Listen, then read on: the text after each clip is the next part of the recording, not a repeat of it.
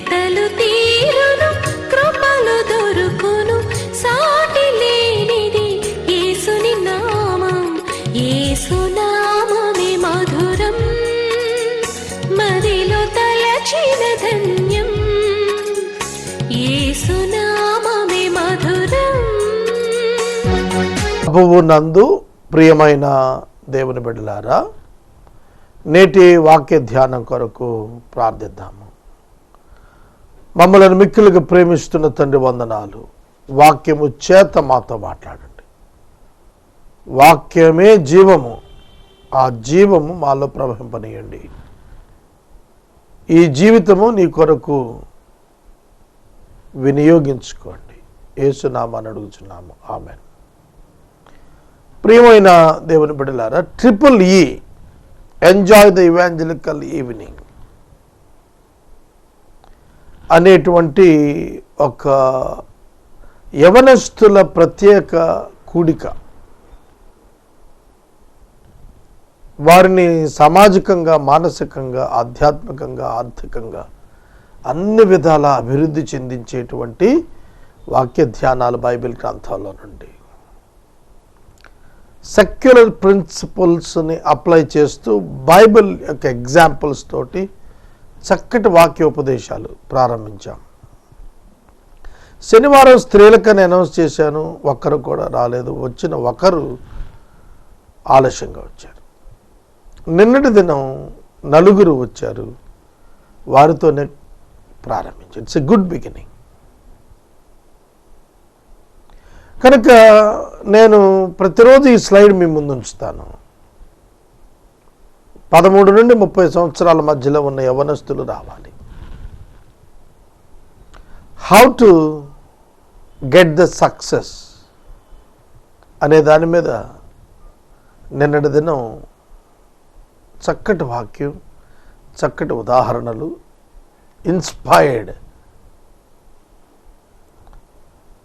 చక్కటి పురికొల్పేటువంటి విధానంలో మాట్లాడటం జరిగింది. అవి యూట్యూబ్కి కనెక్ట్ అయ్యేటట్లుగా మేము లింక్స్ మీకు ఇస్తాం త్వరలో. కనుక మీకు తెలిసిన యవనస్తులను ప్రోత్సహించండి. ఈ శనివారం సాయంకాలం 6 నుండి 8 మహిళలకు, ఆదివారం సాయంకాలం నుండి 6 గంటల నుంచి 8 గంటల వరకు పురుషులకు, యవనస్తులకు ఆహ్వానం. దేవుని వాక్యంలోకి వెళ్దాం. హెబ్రీ పత్రిక 13వ అధ్యాయం 9వ వచనం మొదలు 16వ వచనం వరకు ధ్యానం చేద్దాం. ఈ వచనాలు చదివే ముందు ఒక వివరణ మీకు చెబుతాను. పాత నిబంధన గ్రంథంలో ప్రత్యక్ష గుడారం ఉన్నది. ఆ ప్రత్యక్ష గుడారములో బలులున్నవి. ఆ ప్రత్యక్ష గుడారములో అర్పించు బలులలో యాజకులు భుజించు భాగము బలి పశువులో ఇవ్వటం జరిగేది. యాజకులు ఎవ్వరూ భుజించకుండా కూడా దహించి దేవుని సన్నిధిలో బలిపీఠం మీద దహించేటువంటి బలి కూడా ఉన్నది. యేసుక్రీస్తుని గురించి మాట్లాడుతున్నప్పుడు కృప ద్వారానే తప్ప భోజనం ద్వారా కాదు, not by earthly measures but by heavenly mercies and grace అనేది అర్థం చేసుకోవటానికి ఈ వచనాలు ఉన్నాయి. పాత నిబంధన ప్రత్యక్ష గుడారము, బలిలో తినదగిన భాగము, బలి పశువులో తినకూడనటువంటిది, శిబిరము వెలుపట దహించేటువంటిది, బలిపీఠం మీద దహించేటువంటిది, గుడారము వెలుపట ధరించేటువంటిది. ఆ దహించేటువంటి దాన్ని అప్లై చేస్తూ యేసుక్రీస్తు ప్రభు యెరూషలేమును టెంపుల్గా పెట్టి వెలుపట యెరూషలేము అవుట్కట్స్లో ఆయన బలి పశువుగా చనిపోయాడు అనేది రాశాడు. ఆయన శిబిరానికి వెలుపట ఆయన శ్రమ పొందాడు అన్నప్పుడు జెరూజలేంకి అవుట్ సైడ్ ద సిటీలో గొల్గొతా దగ్గర ఆయన మరణించాడు. Away from the city. యేసుకు శిక్ష విధించినప్పుడు పిలాతు గవర్నర్ ప్యాలెస్లో ఉండి ఆ యొక్క పనిష్మెంట్ని ఇచ్చాడు. కానీ ఎప్పుడైతే సిలువ గొల్గొతా దగ్గరే వేశారు, 3 కిలోమీటర్స్. మనకి ఇప్పుడు ఇజ్రాయెల్ దేశం వెళ్ళిన వారికి పైలట్ రెసిడెన్స్ నుంచి డాలరస్ అంటారు, ఒక 2.5 కిలోమీటర్స్ యేసు వెళ్ళినటువంటి మార్గంలో, ఆ మార్గంలో డిఫరెంట్ స్పాట్స్, ఎక్కడెక్కడ యేసు ఆగారు, యెరూషలేము కుమార్తెలతో మాట్లాడారు, సీమోను ఎక్కడ సిలువను కొంచెంసేపు భరించాడు, ఈ స్పాట్స్ అన్నీ కూడా మనల్ని తీసుకెళ్తారు. మనం దానిలో నడుస్తాం, చిన్న సందది. యేసుక్రీస్తు ప్రభువు చేయి అక్కడ ఆంచుకున్నాడు అని భావించిన చోట ఆ స్టోన్ మీద ప్రపంచంలోని కొన్ని కోట్ల మంది ఆ స్థలాన్ని దర్శించిన చేతులు వేశారు. ఎంతగా అంటే మామూలు చేయి పెడితే అరిగిపోయింది, ఆ స్టోన్ అరిగిపోయింది అంతగా. కాబట్టి ఆయన శిబిరములకు వెలుపట ఆయన దీన్ని భరించాడు. శిబిరానికి వెలుపట జంతువుల కళేబరాలు దహించబడేవి. పరిశుద్ధ స్థలములోనికి పాప పరిహారార్థపు బలిని తెచ్చేవారు కాదు. పాప పరిహారార్థ బలిగా దేన్నైతే చేశారో దాన్ని తినేవాళ్ళు కాదు, దాన్ని వెలుపడకు తీసుకెళ్ళి దహించేసేవాడు. కనుక యేసుక్రీస్తు యొక్క బలి పాప పరిహారార్థము కాబట్టి ఆయన వెలుపట ఆయన శ్రమ పొందాడు, సిలువ వేయబడ్డాడు, అక్కడ చంపబడ్డాడు అని. ఈ ఓల్డ్ టెస్టిమెంట్లో ఉన్నటువంటి సిస్టము న్యూ టెస్టిమెంట్లో జీసస్ క్రైస్ట్ ఎట్లా కంప్లీట్ చేశారో, ఫుల్ఫిల్ చేశారో అక్కడ రాయబడింది. ఆయనే పస్కా బలి పశువు అని, లేఖనాలను సంపూర్తి చేసిన దైవ కుమారుడని గ్రహించేటట్లుగా హెబ్రీ ప్రజలకు పౌలు గారు ఈ పత్రిక ద్వారా తెలియచేశాడు. మనకొక బలిపీఠం ఉన్నది, దాని సంబంధమైన వాటిని తింటకు గుడారంలో సేవ చేసే వారికి అధికారమో లేదు.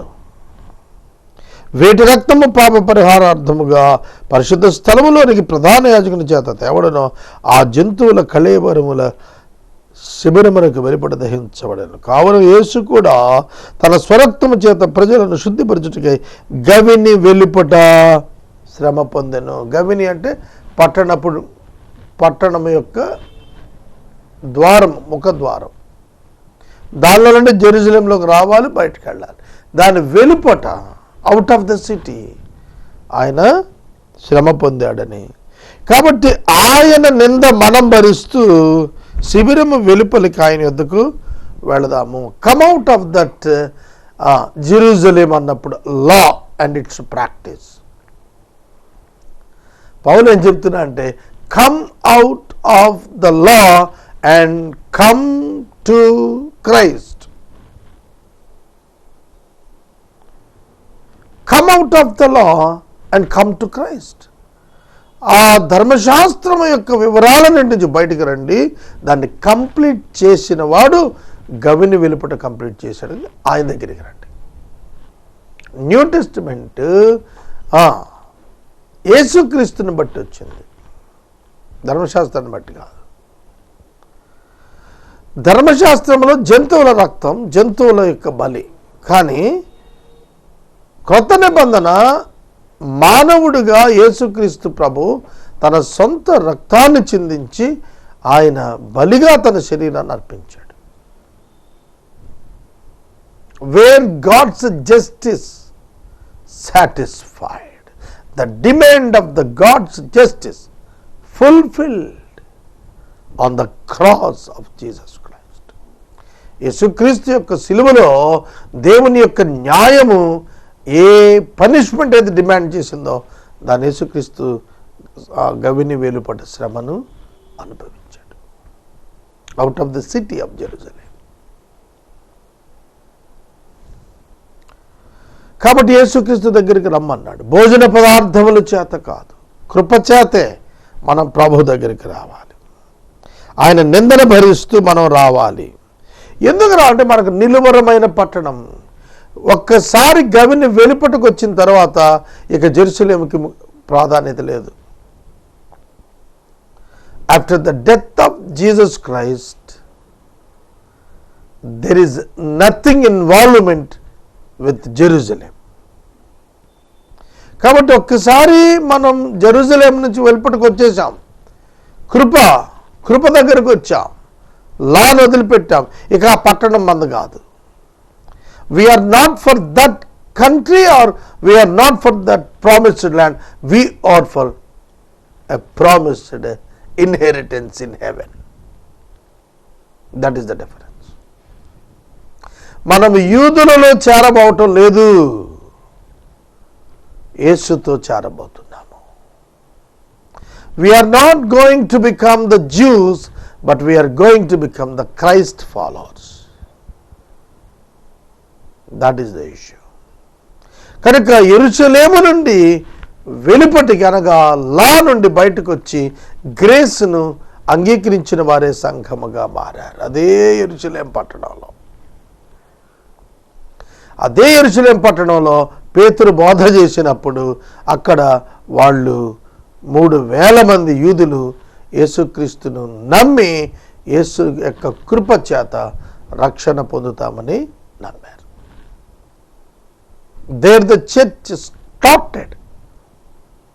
అక్కడే సంఘము ప్రారంభము అయ్యింది. అందుకని అంటాడు, మనం ఎల్లప్పుడూ దేవునికి యాగము చేద్దాం, స్తుతి యాగము చేద్దాం, ఆయన నామాన్ని ఒప్పుకుంటూ జిహ్వాఫలం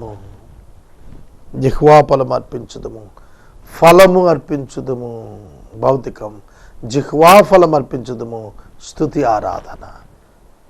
హృదయంలో ఒప్పుకొని నోటితో స్తుతిస్తూ దేవుని మహిమ పరుద్దాము అంటున్నాడు. Pricing God always for the salvation and the inheritance given to us, guaranteed to us. మనకివ్వబడినటువంటి రక్షణ, మనకివ్వబడిన నిత్య స్వాస్థ్యము యొక్క సంపూర్ణమైన నిశ్చయత నిమిత్తము మనము నిత్యము దేవుని స్తుతించడం నేర్చుకోవాలి. కనుక నీవెల్లప్పుడూ స్తుతితో దేవుని ఎదుర్కోవాలి.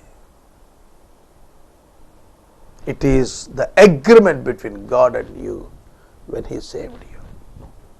ఆయనను రక్షించినప్పుడు నీకు ఆయనకి ఒప్పందం ఏంటంటే స్తుతి చెల్లించుట యథార్థవంతులకు శోభస్కరం. It is your responsibility. దేవదూతలు స్తుతి చెల్లిస్తున్నారు నిత్యము మానక ప్రతిగానాలతో. మనుషులమైన మనమును నిలువరమైన పట్టడం మనకు వాగ్దానం చేసిన ఆ కృపామయుణ్ణి మనము నిత్యము స్తుతించబద్ధులమై ఉన్నాము.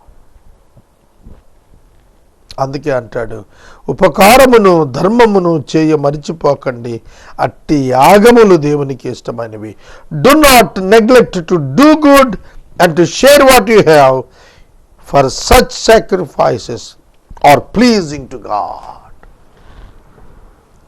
దేవునికి ఇష్టమైనవి ఏమిటో తెలుసా? డూ గుడ్, ఉపకారం చేయటం. రెండవది share which you have, share what you have. నీకు కలిగిన దాన్ని ఇతరులతో పంచుకోవటం. నీకు కలిగిన వస్త్రాలు మరొకరికి ఇవ్వటం, నీకు కలిగిన ఆహారము ఇతరులతో పంచుకోవటం. సమృద్ధిలో పంచుకుంటాం కంటే లేమిలో ఉండి కూడా పంచగలగటం ప్రేమకు తార్కాణము, త్యాగానికి తార్కాణం. విశ్వాసి ఉపకారము చేసేవాడుగా ఉండాల. అపకారం చేసిన వాడికి కూడా ఉపకారం చేసేవాడు నిజమైన విశ్వాసి అవుతాడు. ఉపకారికి ఉపకారం అందరూ చేస్తారు, కానీ అపకారికి ఉపకారం చేయాలి. శత్రువును ప్రేమించాలి, మిత్రుని అందరూ ప్రేమిస్తారు. మనలను ప్రేమించు వారిని మనం ప్రేమించిన ఎడల క్రొత్తదనం లేదు. మనను ద్వేషించిన వారిని ప్రేమించినప్పుడే మనము క్రొత్తదనాన్ని చూపించాము. కాబట్టి దేవుని వాక్యము భిన్నముగా ఉంది లోకపు విలువలకు. It is entirely different from the values of the world. The values of the world are entirely different from the values of the kingdom. దేవుని రాజ్యము యొక్క విలువలకు భిన్నమైనటువంటిది లోకములోని రాజ్యము యొక్క విలువలు. కనుక మనము పరలోక సంబంధులము, పరలోక పౌరులము. We have dual citizenship, earthly and heavenly. Earthly and heavenly. Indian citizens ఇతర దేశాల్లో ఉన్నప్పుడు వారు ద్వంద్వ పౌరసత్వాన్ని కలిగి ఉంటారు. అటు అమెరికన్ సిటిజన్షిప్, ఇటు ఇండియన్ సిటిజన్షిప్ రెండు కంటిన్యూ చేసే అవకాశం ఉంటుంది. అందుకే కొంతమంది కొద్ది కాలం అక్కడ, కొద్ది కాలం ఇక్కడ ఉంటూ ఉంటారు. ఈ లోకములో ఉన్నప్పటికీ కూడాను మనము పరలోక పౌరులం అనేటువంటి మాట మనం మర్చిపోకూడదు. మనం అమెరికా దేశానికి వెళ్ళి అక్కడ పౌరసత్వం పొంది ఇండియాలో ఉన్న మనం ఇక్కడ పౌరసత్వాన్ని కూడా కొనసాగిస్తున్న వారు అమెరికన్ లాను, అక్కడ చట్టాన్ని గౌరవిస్తాం, అక్కడ అధికారులకు లోబడతాం. దో వీఆర్ ఇండియన్స్, మనం భారతీయులమే కావచ్చు. కనుక ఈ భూమి మీద మనం అధికారాన్ని గౌరవిస్తాము, చట్టాన్ని గౌరవిస్తాము. We don't rebel to the government. కనుక we will work with them, we will work for them. కానీ మన అల్టిమేట్ గోల్ ఏమై ఉంటుందంటే we are the people of God and his kingdom. అందుకే ప్రభు పరలోక ప్రార్థన నేర్పించాడు వాళ్ళకి. పరలోకములో నీ చిత్తము జరుగుచున్నలాగున భూమి మీద నెరవేరునుగా కంటే మా జీవితాల్లో.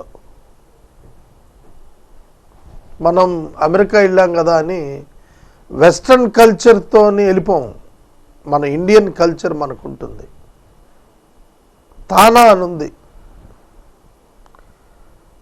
తానా అనేది అమెరికాలో ఒక Telugu association of North America. TANA అక్కడ తెలుగు వాళ్ళందరూ గ్యాదర్ అవుతారు. అందరూ పట్టు చీరల్లో, పట్టు ఓణీలు, పరికిణీలు. ఆ ఇండియన్ కల్చర్ అక్కడ పుట్టిన మన పిల్లలే, ఇండియన్ దంపతులకు పుట్టిన వాళ్ళే. బయట అమెరికన్స్ డ్రెస్సుల్లో తిరిగే వాళ్ళే, కాలేజీలకు వాళ్ళకి వెళ్తున్నారు. కానీ తానా దగ్గరికి వచ్చేటప్పటికి వాళ్ళు ఆ కల్చర్ని వాళ్ళు చూస్తారు. వాళ్ళంతా ఒకటిగా ఉంటారు. ఇండియాలో ఉన్న అమెరికాలో ఉన్న ఇండియన్స్ అందరూ కూడా తెలుగు వారు అందరూ ఒక అసోసియేషన్గా ఏర్పడ్డారు. ఉగాది పండుగ చేస్తారు, దీపావళి పండుగ చేసుకుంటారు. ఇండియాలో ఉన్నారు కదా, అక్కడ ఇండియన్స్ కదా వాళ్ళు, అమెరికాలో ఉన్నారు కదా. కనుక అక్కడ వారి కల్చర్ ప్రకారం మన ఇండియన్ కల్చర్ని అక్కడ వాళ్ళు వాళ్ళ వరకు వాళ్ళు చేసుకుంటారు. వాళ్ళ లైఫ్స్లో అదే కనిపిస్తుంది. నేను చాలామందిని అడిగాను, మీరు తెలుగు మాట్లాడతారా? అమెరికాలో పుట్టారు అంటే అమ్మా నాన్న తెలుగు మాట్లాడతారు, కానీ రాయటం మాత్రం మాకు రాదు, ఆల్ఫాబెట్స్ రావు తప్ప మేము తెలుగు చదవలేము, కానీ వీ కెన్ స్పీక్. మేము మాట్లాడుతూ ఉంటాం, ఇది మనం మాట్లాడతాం కాబట్టి. కనుక నేను మనవి చేస్తున్నాను, we belongs to the Kingdom of God. దేవుని రాజ్యమునకు, క్రీస్తుకు, మన రారాజునకు చెందినటువంటి వారం మనం. కాబట్టి ఈ భూమి మీద మనం ఉన్నప్పుడు రెండు లక్షణాలు చెప్పాడు. దేవునికి ప్లీజింగ్ టు గాడ్, ఇష్టమైనవి ఏంటంటే ఉపకారము, ధర్మము. Do good and share what you have. ఎవరికైనా మేలు చేయొచ్చు, మీరు ఎవరికైనా మేలు చేయొచ్చు. కనుక మీ లైఫ్లో మీరు మేలు చేయువారిగాను పంచువారిగాను ఉండాలి. అది దేవుని పిల్లలు చేసేది. It is the nature of the Christ. 10 మంది కుష్ఠరోగులు యేసు వద్దకు వచ్చినప్పుడు 10 మంది స్వస్థత పొందారు, కానీ వెనక్కి ఒక్కడే వచ్చాడు. 9 మంది రారు అనేది ఆయనకు ముందే తెలుసు, కానీ చేశాడు. నాకు అట్లాంటి ఎక్స్పీరియన్సెస్ కొన్ని వందలు ఉన్నాయి. ఎంతో అవసరమని వస్తారు, బాబు అయ్యా నాయన నువ్వు తప్పలేదు బాబు, మీరు మాట్లాడకపోతే మేము చచ్చిపోతాం అన్నట్టు కూర్చుని ఉంటాను. ఎంత వారి సమస్య నా భుజాల మీద వేసుకొని, నా కుటుంబాన్ని వదిలి, నా జేబు ఖాళీ చేసుకొని, నా టైం పాడు చేసుకొని, నా గోల్ పక్క పెట్టి వాళ్ళ కోసం వెళ్తే వాళ్ళ పని పూర్తిగా అయిపోయిన తర్వాత కృతజ్ఞత కూడా చెప్పకుండా నా ముందు లేదు దులుపుకొని వెళ్ళిపోతూ ఉంటారు. అది నాకు అలవాటైపోయింది.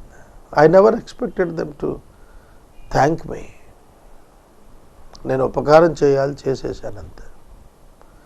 నేను నాకున్నది పంచాలి, పనిచేశానంతే. How they respond back to me అనేది నాకు అవసరం లేదు. ఎందుకంటే నాకు దాని ఫలితం నా ప్రభు ఇస్తాడు తప్ప నాకు వేరొకటి కాదు. ఈ రెండే దేవునికి మెచ్చేవి. మనలో ఈ 2 గుణాలు ఉన్నప్పుడు దేవుడు మనల్ని చాలా బాగా మెచ్చుకుంటాడు.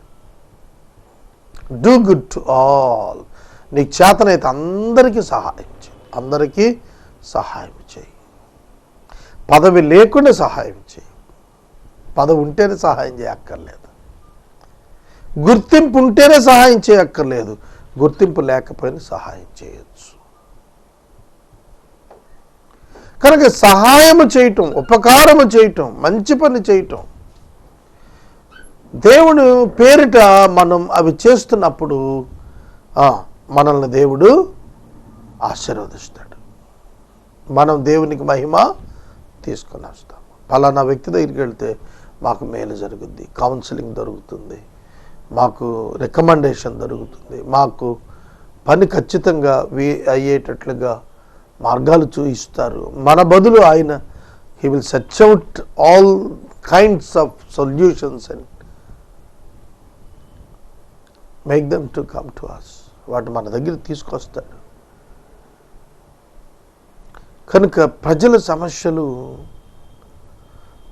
సమస్యల్లో ఉన్న వారిని వాలంటీర్గా ఆ సమస్యలకి వాళ్ళకి పరిష్కారం చూపించగలిగినప్పుడు దేవుడు మనల్ని మెచ్చుకుంటాడు. బంధకాల్లో ఉన్న వాళ్ళని ఆదుకున్నప్పుడు, కష్టాలలో ఉన్న వారిని ఆదుకున్నప్పుడు దేవునికి ఇష్టం అవుతుంది మన పట్ల. ఇది మర్చిపోకుండా చేయాల్సిందే. జాన్ మ్యాక్స్వెల్ అని ఆయన చెప్తాడు, serve 1 person minimum in a day. Serve anyone today. Serve someone today. Jesus served every day. అది జాన్ మ్యాక్స్వెల్ చెప్పింది. Add value to the people, serve the people. Without serving, you cannot get anything. ఒక కావటి పొద్దున్నే 5 గంటలకు లేచి కొట్టు తెరిచి కూర్చుంటాడు. మనకు పంచదార కావాలా, మనం వెళ్ళి తెచ్చుకుంటాం. ఇంకొకటి ఉప్పు కావాలి, వెళ్ళి తెచ్చుకుంటాడు. మరొకటి కారం కావాలి, వెళ్ళి తెచ్చుకుంటాడు. అదే ఆ కావటి అవన్నీ సమకూర్చి చాలా స్వల్ప లాభంతో అక్కడ పెట్టి చేయకపోతే మనం దానికోసం చాలా దూరం పోవాల్సి వస్తుంది. ఒక్కొక్క పదార్థానికి ఒక్కో చోటుకి వెళ్ళాలి. మనకి హోల్సేలర్స్ ఉంటారు, రీటైలర్స్ అని ఉంటారు. రిటైల్ బిజినెస్లో మనం కొనుక్కుంటాం.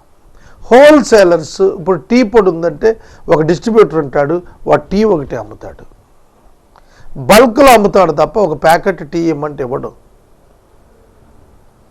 కనుక నువ్వు ఏదైనా కొనుక్కోవాలంటే రిటైలర్ లేకపోతే నువ్వేం కొనుక్కోలేవు. ఈ రిటైలర్ ఉండబట్టి మనకు సర్వీస్ దొరుకుతాను. అతని సర్వీస్కి మనం కొంచెం అదనంగా చెల్లిస్తున్నాం అంతే. హోల్సేలర్ దగ్గర 10 రూపీస్ ఉంటే రిటైలర్ 2 రూపీస్ ఎక్స్ట్రా వేసుకుంటే ఆ 2 rupees serving charge includes transportation. ఆ సర్వీస్ ఛార్జ్లో అతని యొక్క లేబర్, అతని ప్రాఫిట్ అన్నీ అందులోనే. It's not 100% is not the profit. There is service involved in that profit. So the service brings us the profit. ఈ సూత్రం తెలుసుకున్న వాళ్ళే ప్రపంచాన్ని ఏళ్తున్నారు ఇవాళ. Amazon is a service point. మీరు నాకు పలానా ఆర్టికల్ కావాలి, పలానా కంపెనీది కావాలంటే they will purchase and they will send it to you on guarantee. Amazon వాడు ఒరిజినల్ని జాగ్రత్త పరిశీలించి మనం పంపుతాడు. మనం చేస్తే రాదు. మెడ్రాస్ వెళ్ళి ఎలక్ట్రానిక్స్ గూడ్స్ కొంటే ఇంటికి వచ్చాక పనిచేయవి. అదే అమెజాన్లో కొన్నాం అనుకోండి, అవి ఖచ్చితంగా పనిచేస్తారు. ఎందుకంటే వాడు దాన్ని పరిశీలించి తీసుకుంటాడు. అది అక్కడ అతని బ్రాండ్ ఇమేజ్ అతను వినియోగిస్తాడు. It's a servicing point. Petrol bunk, it's a servicing point. It's not only the business without service never get success. You can't earn money without doing any service.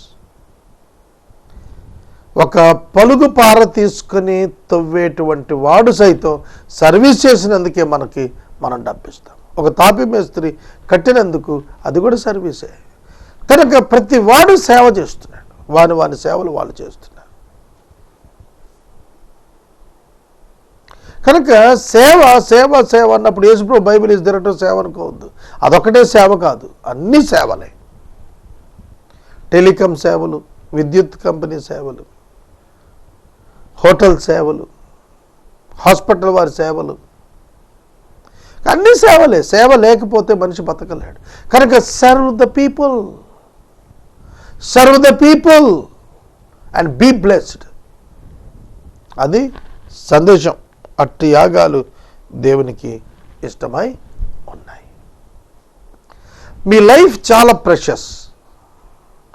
మీ పొరుగువారి లైఫ్ కూడా చాలా precious. కానీ కొన్ని అడ్డులు, ఆటంకాలు, శోధనలు, సమస్యలు వచ్చినప్పుడు, వారు సతమతమవుతున్నప్పుడు you must go and help them.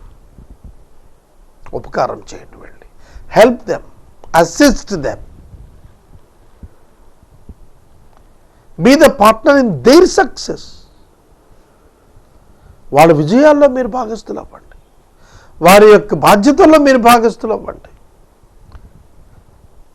Marriage bureau అనే పేరు మీరు అన్నారు. ఒకప్పుడు పెళ్ళిళ్ళు ఎవరో కుదురుస్తూ ఉండేవాళ్ళు, హాబీగా పెట్టుకొని చేసేవాళ్ళు. ఇప్పుడు అది ఒక పెద్ద వ్యవస్థ అయిపోయింది. ఈనాడు పెళ్లి పందిరి, క్రిస్టియన్ మ్యారేజ్ బ్యూరో లింక్స్, ఇవి మనకు సమాచారం కనెక్ట్ చేసినందుకు they will take only 100 rupees, 200 rupees service charge చేస్తారు. ఎన్ని రకాల సర్వీసెస్ చేయొచ్చో తెలిసిన. హోమ్ నీడ్స్ సర్వీసెస్ పెట్టి ఎంతోమంది పైకి వచ్చారు. కనుక ఒక మనిషికి కావాల్సిందన్న మనిషికి అందజేయటంలో ఉండే సర్వీసు, సేవ లాభాన్ని తీసుకొస్తుంది. డబ్బు అక్రమ మార్గంలో సంపాదించకూడదు, త్రూ సర్వీస్ తీసుకోగలగాలి. మీరు ట్రైన్ ట్రావెల్ చేస్తే 10 పైసలు 12 పైసలు ఇన్సూరెన్స్ కడతారు మన టికెట్లో వాళ్ళు. అది కూడా వస్తుంది, మీకు మెసేజ్ వస్తుంది. ఆ 12 పైసలకి ఏమొస్తుంది అంటే, అది ప్రమాదం జరిగితే వాళ్ళకు లక్షల రూపాయల ఇన్సూరెన్స్ ఇస్తారు. వాళ్ళ టికెట్లు ఎంత ఉంది? 12 రూపాయలు ఉంటుంది, 12 పైసలు ఉంటుంది. 12 రూపాయలు కాదు, 12 పైసలు ఉంటుంది, 25 పైసలు ఉంటుంది.